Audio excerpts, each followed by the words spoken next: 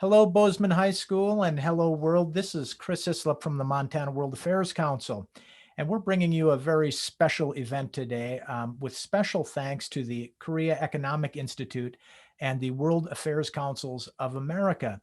This is a student roundtable on U.S.-Korea relations in the 21st century. Now, you students in Bozeman might think that the 5,467 miles between you and Seoul, the capital of the Republic of Korea, is a long way. Sure, it's a long way, but in fact, the state of Montana and our country has very close ties with the Republic of Korea. You're asking yourself, well, what kind of ties do we have with a place so far away? Well, it may surprise you to know that the Republic of Korea is Montana's second largest trade partner, including receiving a great deal of Montana agricultural export. If any of you happen to have a Samsung phone in your pocket, you can also thank Korea for that. And if you were listening to BTS this morning or any other K-pop, certainly we know where that comes from. So there are all kinds of connections, historical and current, and also looking ahead. And today, the idea with this program is to listen to three expert guests describe a little bit about the US-Korean relationship, examining different parts of that, including Korea's place not just vis-a-vis Montana and the United States, but Korea's place in the Asia-Pacific region, which is also a very important issue, not just for the region, but for the United States as well. So we're really going to kind of dive deep into a number of these issues. And what I would ask the students at Bozeman High, and I see we've got a number of other students who are coming on from different high schools, possibly from Montana State University and the University of Montana. The way this will work is we're going to listen to our three guests who will speak for more or less 10 minutes each, giving you a different aspect of the US-Korea relationship.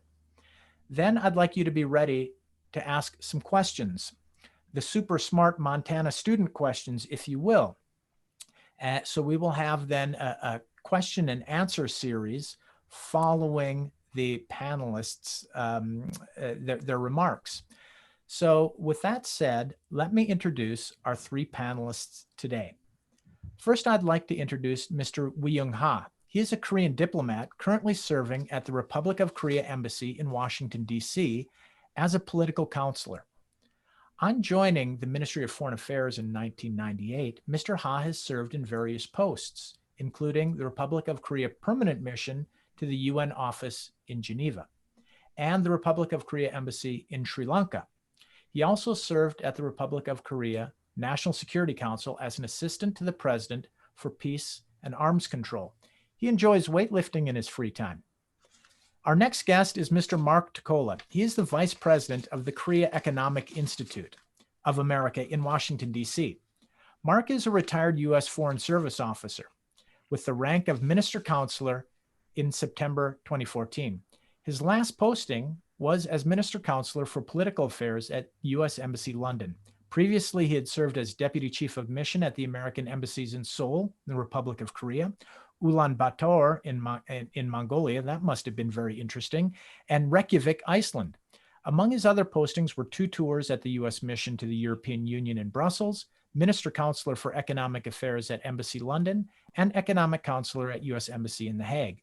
He also served as director of the Iraq Transition Assistance Office in Baghdad from 2007 to 2008. Mr. Taccola received a State Department Superior Honor Award for his work on implementing the Dayton Peace Accords while serving as political counselor in Sarajevo, Bosnia-Herzegovina in 1997 to 1999. He holds a BA in International Relations from Pomona College in Claremont, California, and an LLM in European Community Law from the University of Edinburgh, Scotland. Mr. Taccola serves on the Board of Governors of DACOR, an organization of foreign affairs professionals, and on the Board of Trustees of the Bacon House Foundation. Finally, rounding out our 3-person panel is Angela Kerwin. Angela is a career member of the U.S. Foreign Service. She assumed her current position as the director of the Office of Korean Affairs at the U.S. State Department in July 2019. Immediately prior, Ms. Kerwin served as the Consul General and Minister Counselor for Consular Affairs at the U.S. Embassy Seoul. Ms. Kerwin's previous overseas posting include 2 tours in Mexico, one as Principal Officer of the U.S. Consulate General Matamoros, and her first tour in Mexico City. She also served as Vice Chief at U.S. Embassy Bogota, Colombia, and in consular and political roles in India and the Dominican Republic. Within the State Department, Angela served as an analyst in the Executive Office of the Bureau of Consular Affairs. Ms. Kerwin earned a Juris Doctor from the Dickinson School of Law and a master's degree in strategic studies from the U.S. Army War College. Her undergraduate degree is in life sciences, and that's from Penn State. Angela received numerous awards during her State Department career, including the Barbara M. Watson Award for Consular Excellence and multiple Superior Honor Awards. Prior to joining the State Department, Angela practiced law in Pennsylvania. She's a returned Peace Corps volunteer who served 2 years in the Kingdom of Tonga. Ms. Kerman has a 14-year-old son, Lucas, who helps her hone her negotiation skills on a daily basis. Excellent. So let me thank our 3 panelists for joining us today, and once again, thank all of our participants from all across Montana. I think we first go to Mr. Mark Taccola from the Korea Economic Institute for your remarks. Is that right, Mark? Over to you. I'm ready. Go right ahead. Okay, thank you, Chris, and thank you for inviting us to be with you. I must say, when I was serving in Sarajevo in Bosnia, my colleague at the embassy from the political section, the deputy counselor, was from Bozeman, Montana. So I heard a lot about Bozeman during my time there. Let me briefly introduce KEI. KEI is a part think tank and part public outreach organization headquartered in Washington, D.C. It was founded in 1982 for the purpose of improving understanding between the United States and Korea. We do that through conducting and sponsoring research. We hold public events such as this one to speak with schools and international affairs organizations, such as the Montana World Affairs Council. We think international affairs matter, both for American security and for the American economy. 12 million American jobs depend upon exports. And American consumers depend upon foreign manufacturers for products they need and want, such as every smartphone, television, and laptop computer. If every country tried to make everything it uses, we would all be much poorer. So let me briefly answer 2 questions. First, why Korea? And then why Montana? First, South Korea is important in the United States because it is a large, productive, and democratic ally. So how important is it? Now, look at it this way. How many countries in the world are both big and rich? By big, I mean population of over 50 million. And by rich, I mean the per capita income of over $20,000 per year. So that's the criteria. There are countries that are big, but not rich on a per person basis. So China, Russia, and India are 3 of those. Then there are countries that are rich, but have small populations. So for example, the Netherlands, Sweden, or Singapore would fit in that category. So what's left? There are only 7 countries in the world that are both big and wealthy. 4 are in Europe: Germany, France, UK, and Italy, which goes to show that Europe still matters. And the rest of the world, there are only 3: the United States, Japan, and South Korea. That's it. So South Korea is one of a very elite group of countries. Most people know that South Korea is a great economic success story.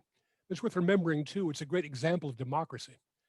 Since 1980, South Korea has been solidly democratic with competing political parties, a free press, a fair legal system, and a strong record of protecting human rights. So that's South Korea. Why Montana? Well, every state has some connection to South Korea, but Montana has a special connection. South Korea is Montana's 2nd largest export destination, second only to Canada. Under the US-Korea Free Trade Agreement that came into effect in 2012, Montana has done really well. You're running a trade surplus with Korea of almost $300 million a year. Okay, there's a lot more I could say. I have not talked about security. I've not talked about North Korea. Let me stop with that. I look forward to hearing from my colleagues. I look forward to trying to answer your questions. Thank you very much, Mark. I appreciate that. That's an excellent introduction, giving all of us some sense of the connection between the United States and Korea, but importantly, Montana and Korea. Mr. Taccola mentioned the trade between Montana agricultural products and Korea.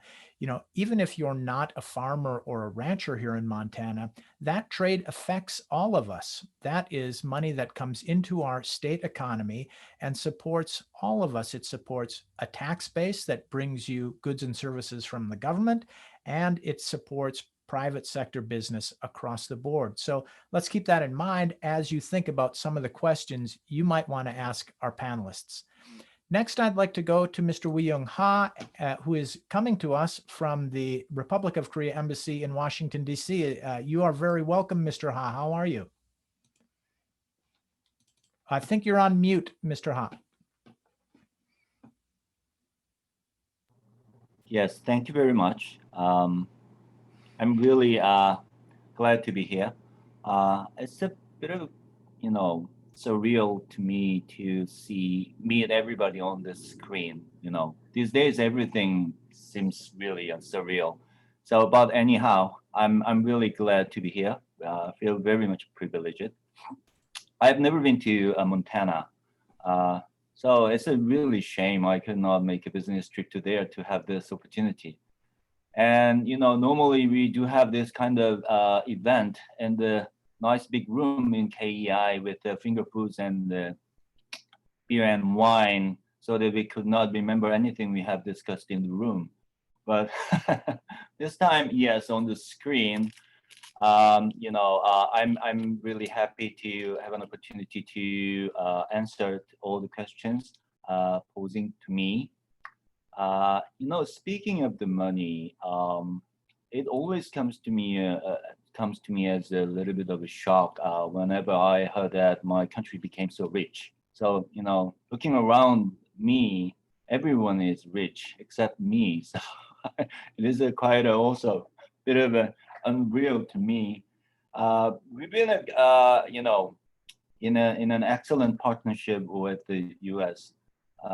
Whenever we speak of our alliance relationship, there's a sort of a habit of people tending to focus on the security relationship. But as you pointed out, our relationship has been expanded into something very much comprehensive. It's ranging from of course, our security. We are military alliance, treaty alliance, but to the society, to social exchanges, people to people exchanges, cultural exchanges, and trade. So last year my ambassador, the former ambassador, actually went on a trip with his counterpart in Korea, your ambassador to Korea, on a trip to the local cities in the United States, and my ambassador was very surprised to see how our alliance is deeply rooted in the daily lives of average American. Actually, it is also true in Korea. Our daily lives of average citizens are being shaped by our alliance. It's not just a military cooperation. It's not just a trade. It's something we think alike, something we feel alike. So I'm really happy to be here, and this opportunity is really, really, heartfelt to me as to be acquainted with in Montana. Thank you very much. Thank you very much, Mr. Ha. I mean, that is a very interesting point that you make about thinking and feeling alike. And you can be sure that if the students don't pick that up later during the Q&A, I will. It's a fascinating thought. Here is a country that may seem so far away, that may seem not distant geographically, but possibly distant culturally. But in fact, maybe it's not so distant. And so we look forward, Mr. Ha, to hearing a little bit more on maybe some of those, the cultural connections and the historical connections, not the least of which might include baseball from you in a little bit. So thank you very much for your remarks. Now I'd like to ask Angela Kerwin to join us to give her perspective. Angela, over to you. Thanks so much, Chris, and thanks again for the opportunity to be here and to talk with the students there in Montana. thanks also to KEI and to Mark Tokola for help convening these type of events, not only in Montana, but in other states around the US. For the students, I think some of the folks that spoke already have taken my thunder. First of all, they talked about BTS, and I was going to say how many people have heard Dynamite within the past, 4 or 5 hours, because it does seem like it's on all the time, including on the ads for the Samsung Galaxy and for the Hyundai.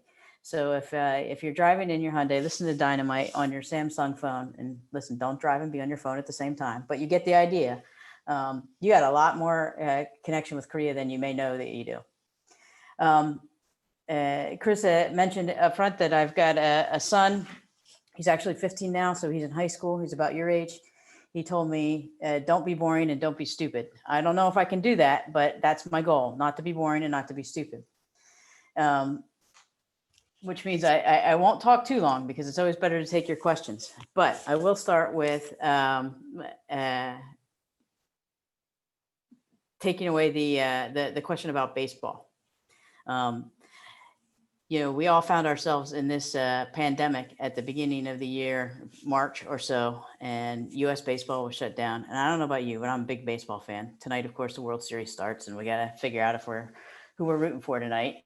But you may, if you're a fan like I am, have realized that ESPN started broadcasting the Korea Baseball League because U.S. baseball, Major League Baseball wasn't playing yet.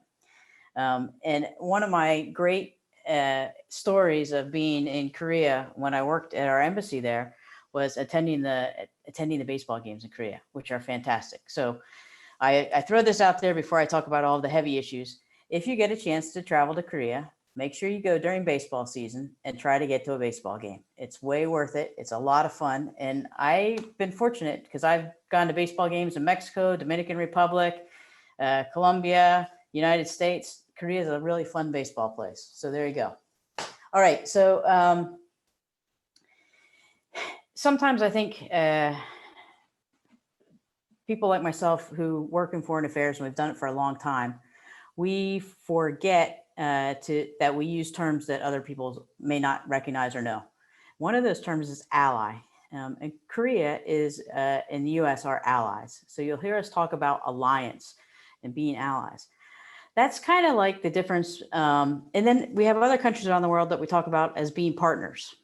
So what I see, how I equate that in my mind, being partners means you're dating somebody, and being allies means you're married to them.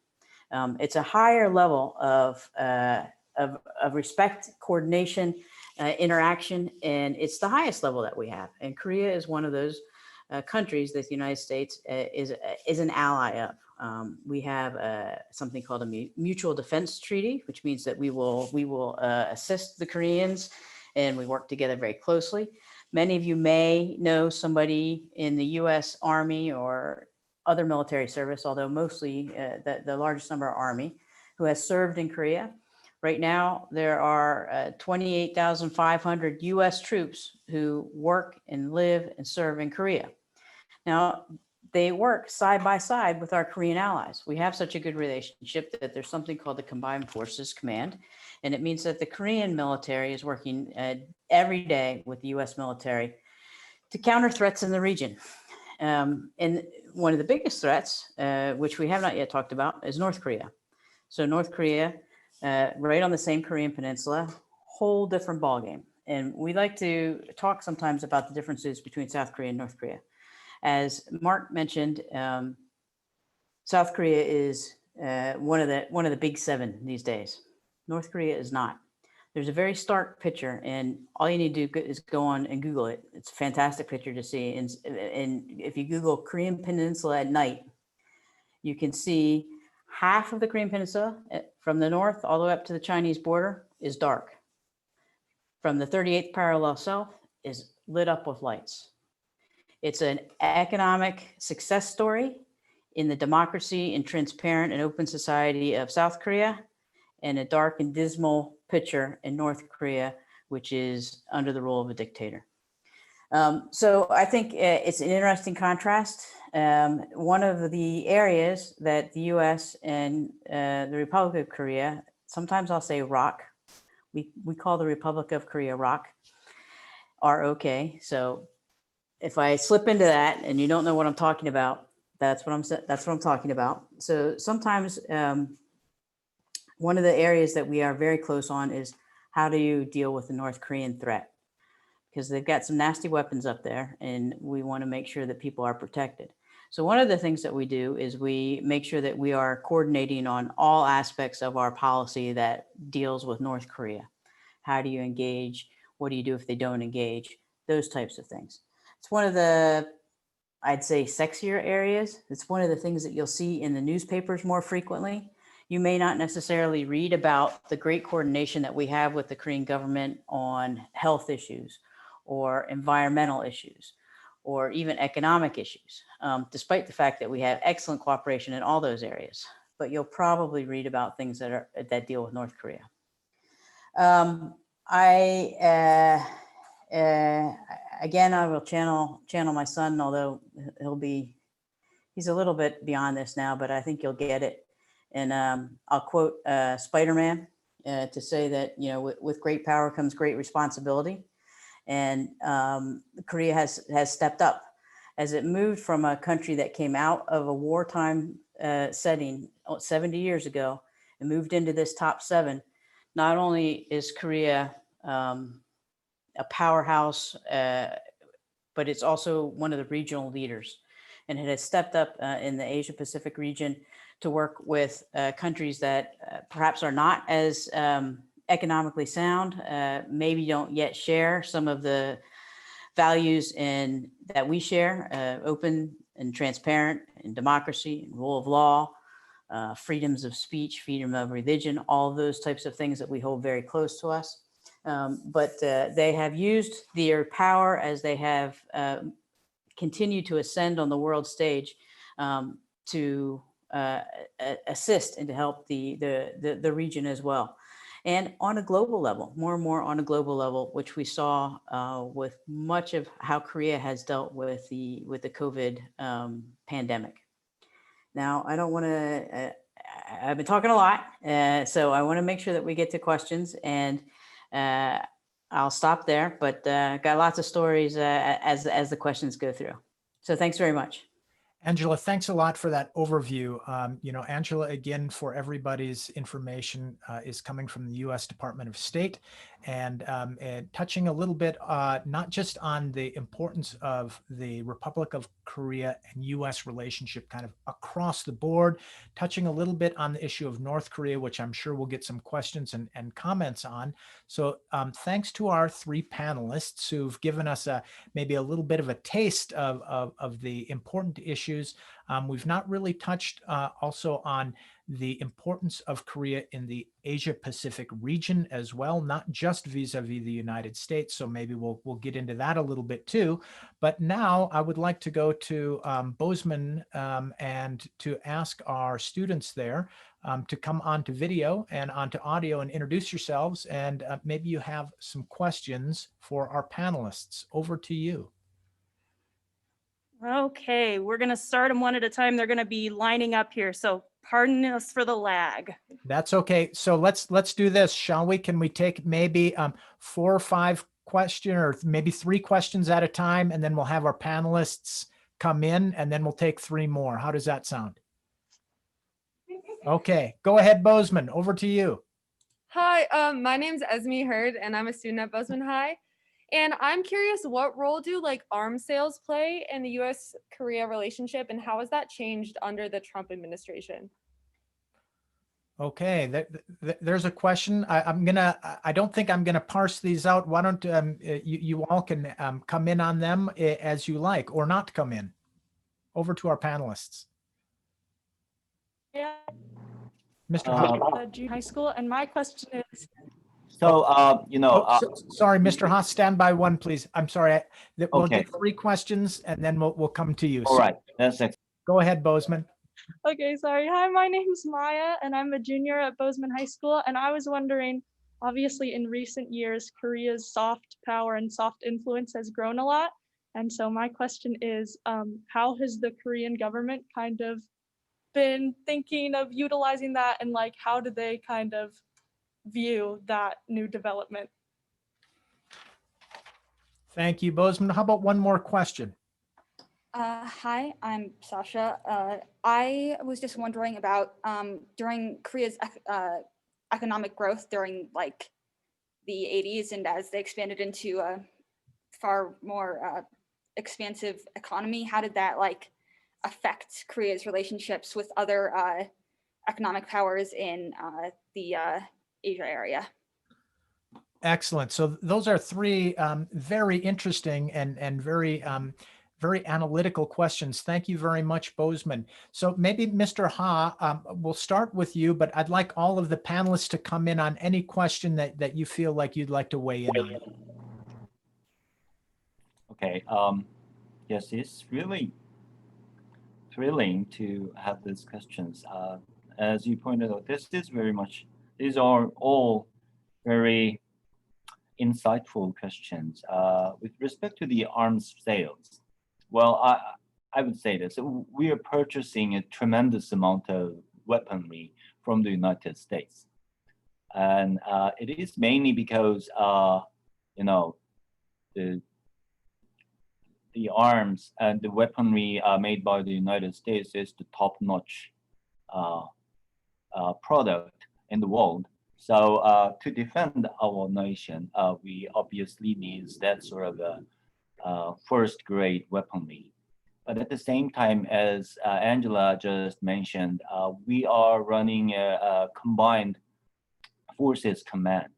So not only our soldiers and the commanders are working together in the same building, but also we are conducting military exercises jointly in preparation for the joint military operation in time of war, which means in the so-called interoperability between the weaponry system of the two countries is quite important. That's why we've been purchasing a lot of weapons from the United States, and that doesn't change in the current administration.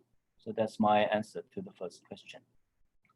About the soft power, well, I'm not sure whether it is appropriate for now. We call it what we have for now on the cultural scene as a soft power.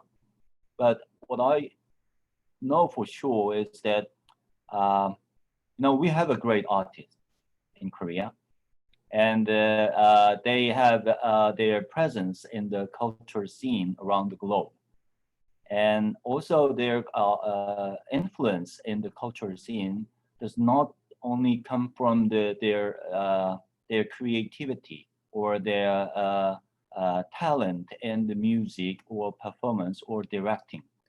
Their presence also comes from their value, their voices about what's going on and what's happening around the globe. So this voice actually makes their presence more precious. As for a government, we are cheering for them. We are providing a possible support for them, but not really. We are trying to utilize that in our state-to-state relations or any political affairs. So I will stop there for this. And about the economic growth, well, I don't know. I'm not feeling becoming rich in recent days, but having more money obviously affects the relations with your neighbors. But in a nutshell, we've been maintaining friendly relations all around the partners all around the globe, and have an excellent trade relations. Of course, having trade relations, there are ups and downs. We could have some disputes over certain topics related to the trade, but along with those issues we have, we also cooperating with our partners to enact a very good institutional solution to any trade disputes one could say it's a WTO. One could say it's an FTA between Korea and the United States. So actually, you know, this whole success story of Korea in the trade would help us establish some great international institution for the promotion of trade, which will lead to our bigger wealth. All right. Thank you, Mr. Ha. Angela, Mark, would you like to pick any of that up? Sure, I'll be glad to. And I guess I'll go in order as well. I think it makes a lot of sense. And certainly Weiyoung touched on many of the topics that I would say. Arms sales, to be very specific, they continue to grow with Korea. One of the bonuses of an alliance and having our alliance structure is that US politics don't play as much into it as they might in some other places. So it doesn't, we've seen a constant back and forth with arms sales, the interoperability so that we can talk to each other using our same type of communication systems. That's really important because we have such a close security relationship and because our militaries work so closely together all the time. So now the arms sales under President Trump, which was a specific question, have gone up, but that's more of a function of what the Korean society, the Korean National Assembly has decided to dedicate as far as budget figures to its military spending. So, you know, that is where we have to attribute the increase to. Certainly something that's important to the United States and certainly something that's important to President Trump. He is somebody who has consistently talked about making sure that when we're working with our allies around the world and our partners that we're sharing expenses for these types of activities. The second question had to do with soft power in Korea, and I kind of like this one. It's more a question for my for Counselor Ha from the embassy, and he did a great job answering it. But I actually don't think that you can. It's one of the areas that you have a really hard time measuring. What kind of impact does this have? What kind of impact is the fact that Parasite won the Academy Award this year? What kind of impact does it have that for the first time a U.S. audience got to watch Korean baseball for a couple months? What type of impact does it have that BTS has now started using English language in some of their songs? And I don't think it can be overstated. It goes back again to something that Councilor Ha said at the very beginning in his opening remarks about the similarities between Koreans and Americans. We share a lot. We share a lot of similarities. We have, and I think some of those come from these soft power and these cultural aspects that the U.S. Teenager knows who BTS is, or that the person who's looking to buy a car is comparing a Hyundai to a Chevrolet or whatever it happens to be. All of these things start to impact how we think about the other country. One of the other areas, I think, as far as soft power to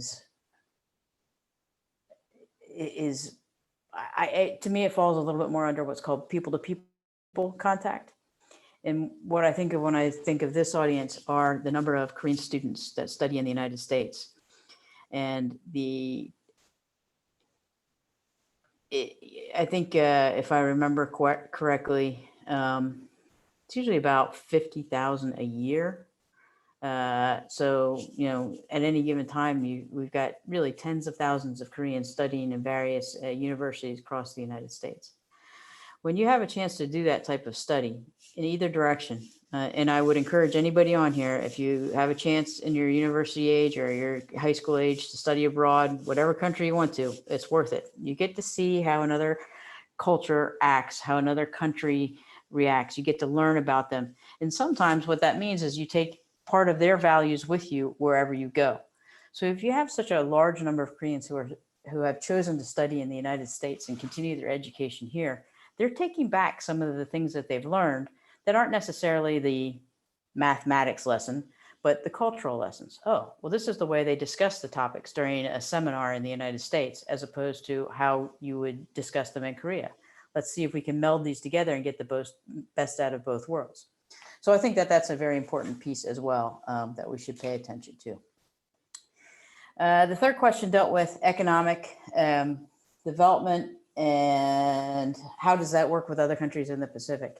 Again, I don't want to speak for my colleague from the ROK Embassy, but from the US perspective, what we have seen is as the Korean economy has grown and grown and grown, the Koreans have taken on the role of greater responsibility, and they have become what's called a donor country, which means that they are providing aid to countries that are less economically developed and who might need assistance. So the U.S. for decades has had USAID, and this is the U.S. assistance arm of the State Department. The Koreans have a similar setup where they're able to provide grants or aids or development projects in various countries around the world. And a lot of them right now are in Southeast Asia areas. And I think that that shows that not only have they become internally richer as a country, they have recognized their responsibility to help the region continue to grow as well. Thank you. Thank you very much, Angela, for that. Mark, over to you. Would you like to round any of that out from your perspective?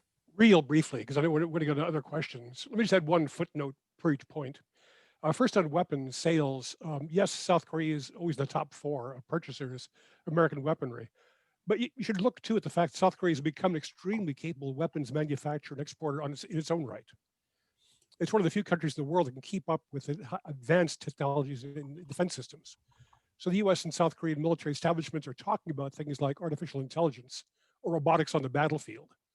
Another reason why they're a great ally for the US. On soft power, it's not just the cultural stuff. I've always been interested in the South Korean corporations' appearance, the way they show themselves. In the past, they've been very reluctant to show a Korean flag. The only company I know that actually says we are Korean is the Korean Airlines. Some polling we showed that most Americans don't know that Samsung or LG are South Korean companies. So I think they've kind of missed a bet on not advertising themselves more as being Korean, but that's just starting to change now, I think. I saw an ad 2 nights ago on television, and it was a Hyundai ad. And for the first time, they had a Hyundai corporate officer speaking in English, saying, we believe in trying to combat climate change. So that was starting to show a hand a little bit as being, we're a Korean company. That's a good thing. On economics, all I'll say is South Korea has more free trade agreements as a network than any country in the world. Not just the US, they got free trade agreements with the European Union, with Australia, lots of countries, Chile, because they believe in trade-based rule systems. So they're good at that. Okay, thanks a lot for that, Mark. Now, before we go to back to Amy Wallner-Drake's class in Bozeman, 2 things. One is I see we have other guests on here as well. Please feel free to chat in questions to our panelists at any time. I'll be curating those questions and then asking if we have a chance. Second is, Amy, I would like to award your class 10 extra credit points for their very insightful first round of questions. So that was really outstanding. So Amy, back to you and your class for another round of questions, please. Hi, I'm Mason. I'm a senior here at Bozeman High. And my question is also specific to North Korea.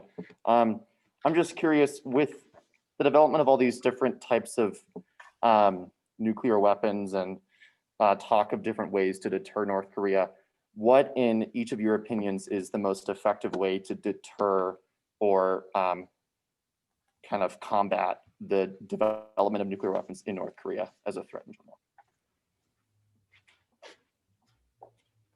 Hi, I'm Amelia. So I remember that Angela mentioned that the 2 countries have cooperation on achieving environmental justice. So I'm wondering what the environmental policy looks like between the 2 countries.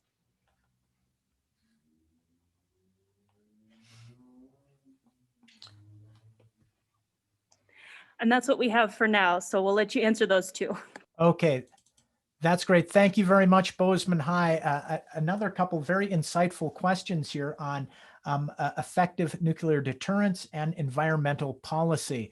So why don't we try it again, Mr. Ha? Why don't we come to you first and get your views on those two questions? All right, thanks. Again, well, these questions might deserve 20 points. So about the first, I'll put it this way. It is, North Korean nuclear programs is a big burden for every one of us. It's a real threat to the security of Republic of Korea, South Korea, and the East Asia and beyond. And it becomes more and more threatful to the United States too. So it is really important task, maybe the most critical task for Korean and the United States government to eliminate this nuclear program. But at the same time, we need to do this in a very peaceful way. We can do this in a variety of ways, but most important thing is that we should do this without having a second Korean War. So what would be the answer to this grave task? So my answer is, and the way that the United States government and Korean governments are working together to realize is that guiding North Korea into the right path, guiding North Korea to make a right choice for themselves. So in order to do that, we have been building up very high walls around North Korea. You can call it the guardrails, so that they cannot go over to get into the very dangerous territory. Then we also build up a very bright exit. So you can think of a very bright exit surrounded by a very tall wall. So this wall is in reality a variety of sanctions we enact against the North Koreans' nuclear program or their nuclear test. There are many sanctions we impose them on their human rights violations. But at the same time, both governments, Korea and the United States, are trying very hard to show them there will be a very bright future for their people in the end of this venture. So, abandoning a nuclear program might be very scary for them, because maybe they do not know how they could survive without this sort of a threatening weaponry. But we are trying to convince them they could be better without this dangerous program. So that's what I can give you as an answer to the first question. About the second question, environmental scene, as other areas, the United States and Korea are working together very closely. So we've been producing multiple standards for the environmental measures. And we've been also working together in implementing international norms and regulations.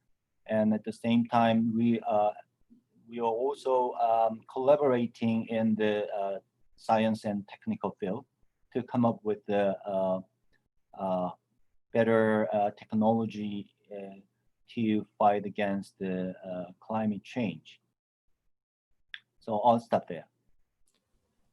Thank you, Mr. Ha. Mark, maybe over to you this time next. You're still on mute. Okay, all right. There we go. Yes, I'll try to be brief again, because I like the questions. On the first one, that's a topic for week-long seminars. How to deal with North Korea. That's a really tough one. It's been tough for decades. I guess what I would say to try to keep it short is that I think North Korea is deterred. I don't think we have to develop new deterrents for North Korean nuclear weapons. North Korea knows perfectly well that if they launched a nuclear attack on the US or US ally, it would be the end of their regime. You know, they know that. I don't worry about North Korea attacking the US or our allies or us attacking them for that matter on purpose. I worry more about an accident happening. That'd be more likely to be a conventional weapons accident. Stray plane, submarine mistaken for something. There's lots of ways you can have mistakes made. So I think that what we ought to do with North Korea is try to reduce attention level by doing things other than nuclear arms talks. We could have conventional arms talks. It could be very useful. If they would agree to withdraw artillery from the border so it'd be less threatening to Seoul, we might agree to have fewer attack helicopters. There's lots of stuff you could do. I think we need to change the channel and talk about some other subject. And then second, North Korea, the other problem with North Korea is it's a very fragile, brittle state. They're incredibly poor and their economy is failing.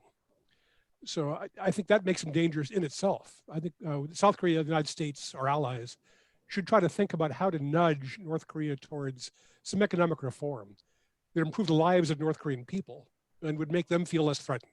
So we can say more about North Korea, but I'll stop there. On the environment, South Korea takes the environmental issues very seriously.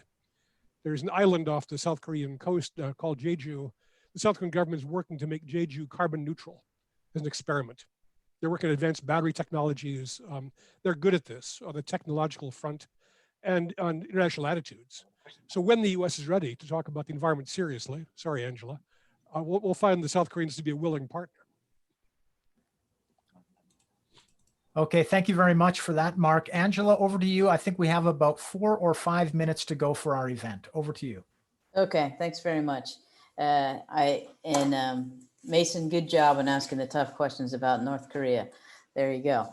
I think Mark had some very good points. I think Weiyoung had some very good points, but I think what's really important on North Korea is continued international pressure. We tend to think that it's only the US or only the Republic of Korea that is putting pressure on the North Koreans. There are lots of countries in the world that do not like the fact that North Koreans have nuclear weapons and think that they should give them up. In fact, there are so many that there have been multiple UN Security Council resolutions condemning the North Koreans for having those and putting sanctions upon them for having nuclear weapons. So those sanctions, what that means is that it limits trade with North Korea, limits on what you can do with North Korea as a country. It's one of the few areas where the United States and China are completely on the same page right now. Neither of us want North Korea to have nuclear weapons. So I do think that one of the important pieces is to remember that this is not just, that this is an international problem. This is not just a US problem. This is not just a Korean problem. This is an international problem. When you have a country like North Korea that has access to nuclear weapons, the whole international world is at risk.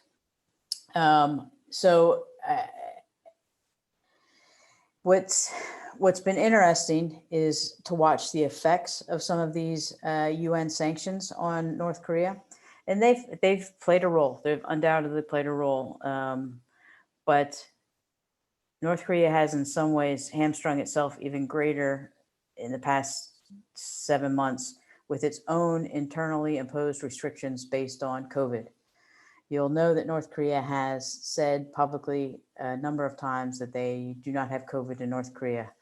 We don't know. Maybe they do, maybe they don't. I think it's hard to think that they don't, but maybe they do, maybe they don't. Doesn't matter. The point is they have shut down their own borders in such a way that they have limited trade. And that's going to have a difficult impact on the people of North Korea. Mark mentioned the economic situation for the North Koreans. And one of the things that we do want is for the North Korean people to have a brighter future. And to have a brighter future, we need to be able to continue discussions that Chairman Kim and President Trump had. We need to do them at a working level. We need to do them with somebody who's empowered to actually speak. So I'll stop with North Korea there. On the environment, there are not only do we work on applying international norms and international standards, there are a couple specific areas where we've had a good cooperation. One of them is in air quality studies and checking smog levels, checking particulate levels, using information about that to work for ways to improve air quality. Another area that we're working together right now or within the next 6 months, forgive me, I don't know if it started yet or not, but this is in maritime waste. In other words, how do you clean up the oceans? How do you get rid of the junk that's littering our oceans around the world? Again, these are global problems. They aren't problems just of the United States and the Republic of Korea, but both of our nations falling into that group of 7 category have a responsibility to do what we can. And these are very specific areas of cooperation. And I think I'd be remiss, it's not environmental, particularly, it's more health, but our health cooperation is really quite strong and robust. And in fact, we have benefited as a country, the United States, greatly from how the Republic of Korea has dealt with the COVID situation. Not only in the fact that our CDC works closely with the Korean CDC, but also the Koreans have been very generous, particularly at the beginning of the COVID pandemic, in providing the United States with test kits and providing the United States with personal protective gear until we were able to ramp up our own ability to make those things. And the reason that works is not because all of a sudden we have a pandemic. It's because we have a long-lasting relationship where we've worked on health issues together in the past. And therefore, we have the relationships already in place to deal with the unexpected. And I think that goes across a number of areas, but most recently you've seen it with our cooperation on dealing with a pandemic that's affecting everybody in the world. And I'll stop there, Chris. Thank you. Thank you very much, Angela. I think that Bozeman's bell is ringing or about to ring. Amy, any last words from you? Thank you. Thank you. I'm going to send them out now. Okay, well, thank you. And thanks to your students, Amy, and the other students who are online here. Mr. Ha did say that we have awarded 20 extra credit points. And so please be sure to add that to final grades. So let me just wrap up by saying special thanks to our sponsors for this webcast, which is the Korea Economic Institute and the World Affairs Councils of America. Sincere thanks for that. And also thanks to our panelists, Councillor Ha, Angela Kerwin, and Mark Taccola from the Korea Economic Institute. Thank you so much for joining us. If you didn't get enough of this conversation, please join us again at 6:30 tonight for Connect Montana, where we will have an expanded discussion about U.S.-Korean relations. And this will encompass all of Montana. Communities all across the state will join us in that discussion. So many thanks again to all and everyone. Hope to see you tonight. Be well. Goodbye.